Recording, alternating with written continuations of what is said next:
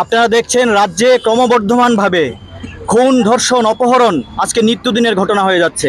প্রতিদিন এগুলো বাড়ছে, পত্রপত্রিকায় প্রকাশিত হচ্ছে। এবং সম্প্রতিকালে এই এমবিবি কলেজের এক ছাত্রীকে অপহরণ এবং ধর্ষণ এবং 10 লক্ষ টাকার মুক্তিপণের দাবি আজকে অভিযোগ উঠছে। তার পাশাপাশি এই সূর্যমণিনগর স্কুল থেকেও একটা ছাত্রী আজকে নিখোঁজ। এই যে ঘটনা, এই ঘটনা তো অত্যন্ত মারাত্মক আকার ধারণ করছে।